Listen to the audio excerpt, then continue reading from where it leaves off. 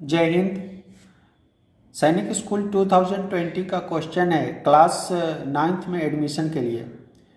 आज हम math section करने वाले हैं। इसमें टोटल 50 क्वेश्चंस पूछे जाते हैं और each questions contains 4 marks. Questions आज बहुत ज़्यादा हो जाएगा, इसलिए हम इसको 2 पार्ट्स में करेंगे। 25 एंड 25 क्वेश्चंस सॉल्व करेंगे। तो मेरे बनाने से पहले सभी लोग कॉपी और पेन लेकर बैठ जाइए और मेरे बनाने से पहले आप खुद एक बार कोशिश कीजिए।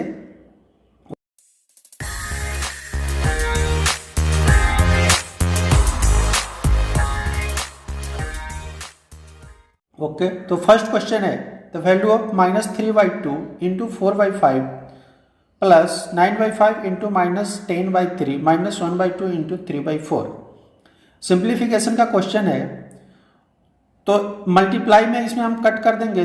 2 से 2 बार में कट जाएगा 4, 5 से 2 बार में कटेगा 10 एंड यहाँ पे तो कोई कटने वाला है नहीं, तो आगे हम सोल्व करेंगे तो हो जाएगा यहाँ पे -3 2 जा 6/5 अगेन -8 3 3 जा 9 भी कट जाएगा यहाँ पे, तो -3 2 जा 6 एंड -3/8। तो इसको सोल्व करेंगे तो हम 8 एंड 5 का एलसीएम ले लेंगे, तो 8 एंड 5 का एलसीएम 40 15। इसको सोल्व करेंगे तो आपका आएगा, तीनों माइनस में है तो माइनस में तीनों ऐड करेंगे तो हो जाएगा 240 प्लस 15 255 एंड -48, तो -303/40, तो इसका आंसर हो जाएगा डी। नेक्स्ट है the abscissa of A point is it's distance from. तो एब्सिसा पे पॉइंट का डिस्टेंस कहाँ से हम कैलकुलेट करते हैं? ओरिजिन से। इसका आंसर सिंपल हो जाएगा ओरिजिन। नेक्स्ट है what is the value of m if 2/9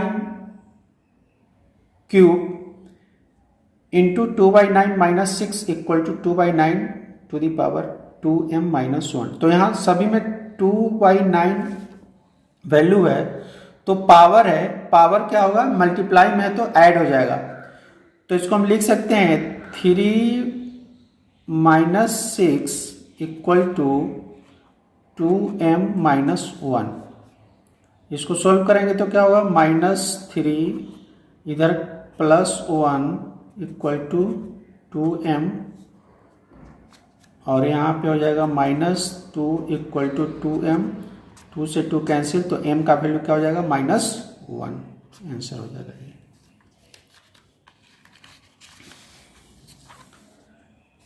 next question है if a number when divided by 4 leaves remainder 2 और 3 then which one of is the correct statement. कोई भी नंबर है 4 से डिवाइड करेंगे तो 2 और 3 रिमाइंडर आएगा। जैसे कोई नंबर मान लो 10 है, तो 10 को अगर हम 4 से डिवाइड करेंगे तो 4 2 जा 8, तो रिमाइंडर आपका कितना आया?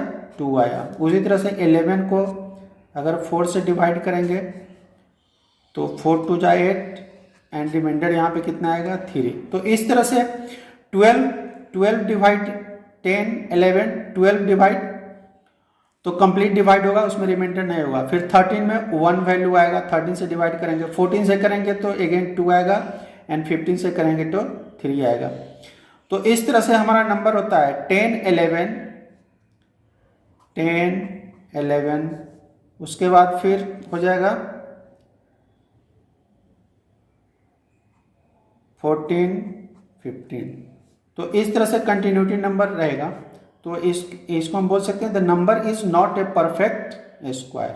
ये हमारा ऑप्शन हो जाएगा। नेक्स्ट है द वैल्यू ऑफ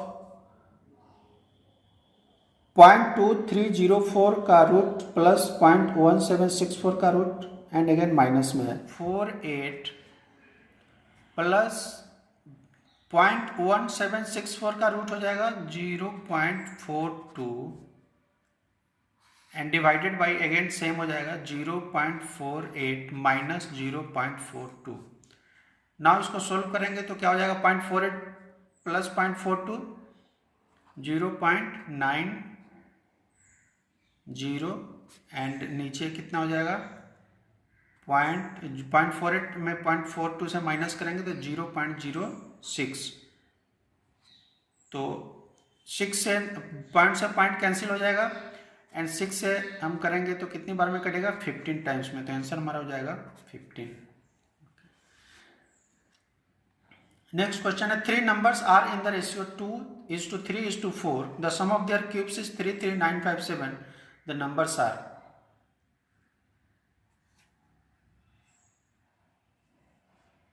तो इसमें 2:3:4 है, 2:3:4 है एंड सम करना है क्यूब का। तो 2 का क्यूब कितना होता है 8, तो 8x क्यूब हो जाएगा। अगर हम x में वेरी करते हैं तो 8x क्यूब प्लस 3 का कितना हो जाएगा 27x क्यूब प्लस 4 का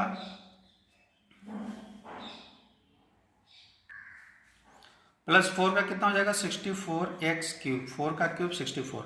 तो सभी को ऐड करेंगे 99x cube equal to value आपके पास दिया हुआ है 33957।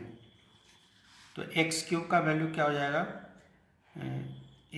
कट जाएगा आपस में 99 से 33957 कितनी बार में कटेगा आपका 3 टाइम्स में कटेगा, आप चेक करके देखना। तो x क्यू का वैल्यू हो गया 343। जब x क्यू का वैल्यू 343 होगा तो x का वैल्यू कितना हो जाएगा क्यूब रूट ऑफ 343, और क्यूब रूट ऑफ 343 कितना होता है वैल्यू इसका होता है 7। तो x का वैल्यू 7 हो गया, तो यहाँ पे आपका कितना है 2x है, तो 7 टू जा 14, वैल्यू क्या होगा 7 टू जा 14, उसके बाद 7 3 जा 21 एंड 7 4 जा 28। तो आंसर सी हो जाएगा 14, 21 एंड 28। नेक्स्ट क्वेश्चन है find the least square number divisible by each one of 8, 9 and 10।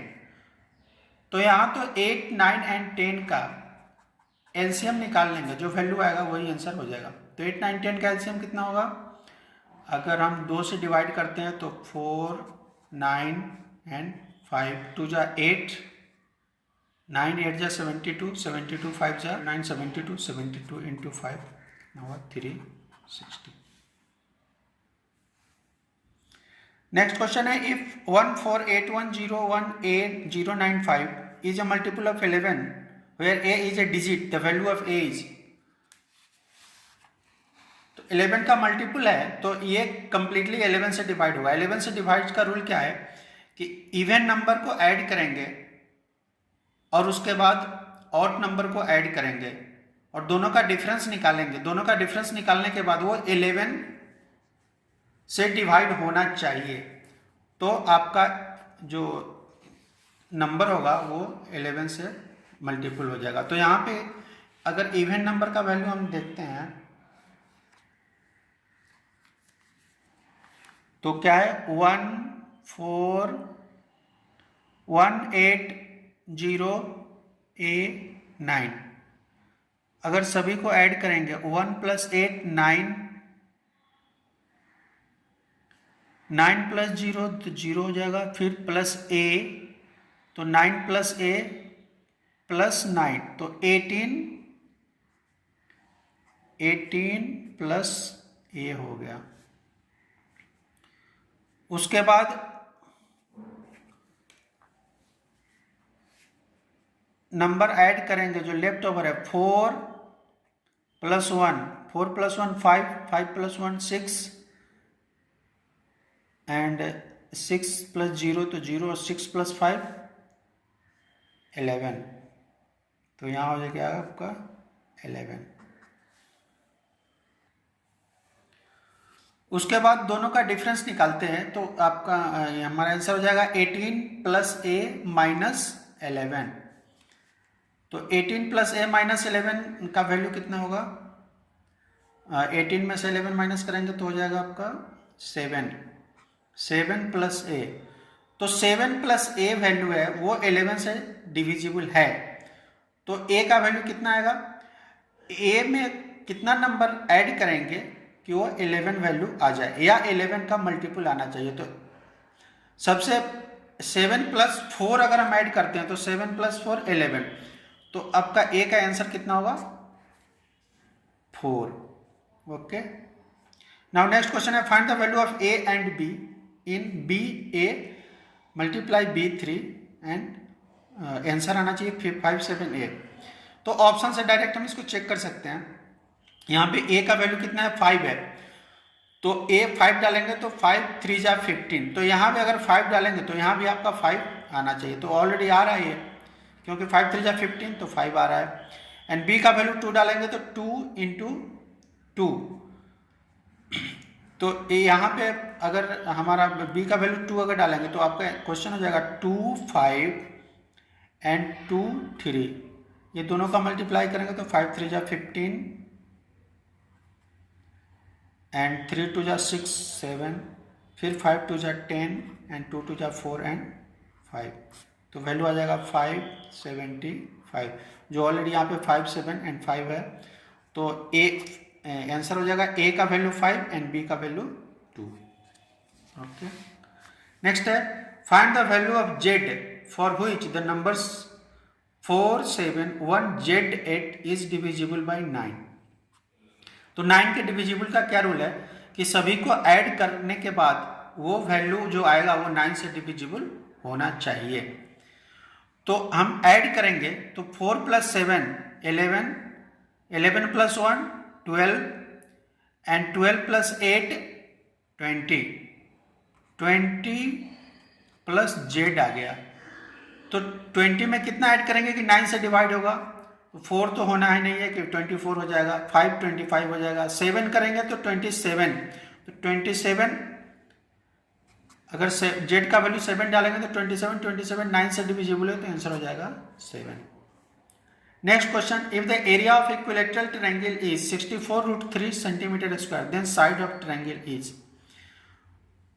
तो इक्विलैटरल ट्रायंगल का एरिया क्या होता है? √3/4 इंटू साइड स्क्वायर। इसका वैल्यू ऑलरेडी आपको दिया हुआ है 64√3, तो यहाँ √3 से √3 कैंसिल हो जाएगा एंड ए स्क्वायर का वैल्यू क्या होगा? 4 इंटू 64, तो ए का वैल्यू कितना हो जाएगा? ए का वैल्यू हो जाएगा, इसको रूट कर देंगे तो 4 इंटू 64, तो √4 का वैल्यू कितना होगा? 2 एंड 64 का वैल्यू 8, तो 8 2 जा 16 आंसर हो जाएगा। नाउ नेक्स्ट हम देखते हैं value of 4m square minus A square plus 2ab minus B square by 2m plus A minus B. तो यहाँ अगर ये A square plus 2ab minus B square को अगर हम ब्रैकेट के अंदर डाल देते हैं तो आप आंसर क्या हो जाएगा? 4m स्क्वायर माइनस, इसको ब्रैकेट के अंदर डालते हैं तो A square minus 2ab and plus B square, तो 4m square minus A square minus 2b plus B square का क्या वैल्यू होता है? a माइनस बी का whole square.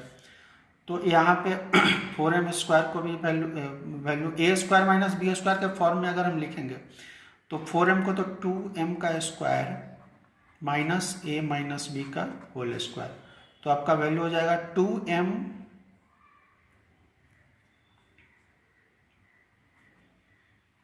2m minus A plus B and दूसरा हो जाएगा 2m minus A minus B. तो नीचे ऑलरेडी दिया हुआ है 2m plus A minus B, denominator में दिया हुआ है 2m plus A minus B, तो ये 2m plus A minus B ये तो कट जाएगा आपस में, तो बचेगा आपके पास आंसर कितना 2m minus A plus B, तो आंसर हो जाएगा 2m minus A plus B. Next question, if ratio between the speeds of two train A and B is 3:5, if train B runs 300 km in 4 hours, the speed of train A will be।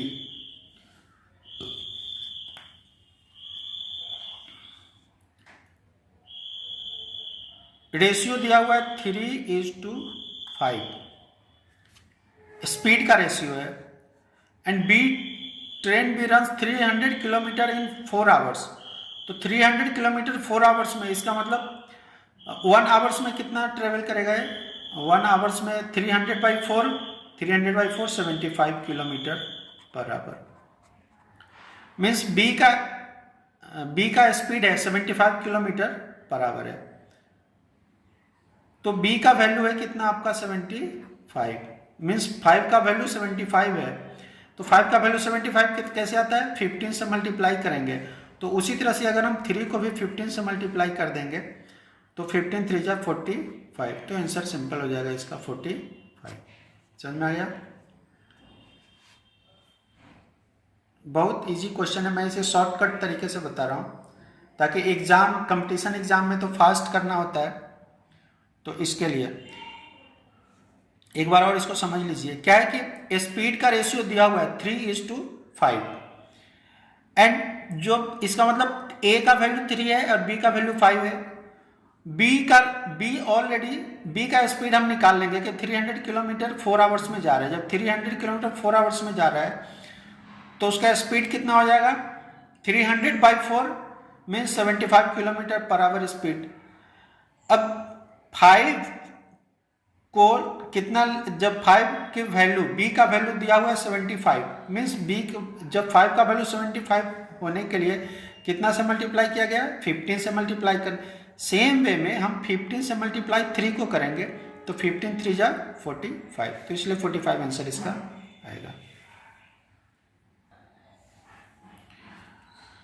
Next question क्या है, 2 years ago Dilip was 3 times as old as his son, and 2 years hence twice his age will be equal to 5 times that of his son. The present age of son and Dilip are। इसको इस question को solve करने के लिए सबसे पहले हम equation बनाएंगे और इक्वेशन को सॉल्व करेंगे तो आपका आंसर आ जाएगा। जैसे इसमें अगर मान लेते हैं कि दिलीप का एज अगर x है एंड उसके सन का एज y है,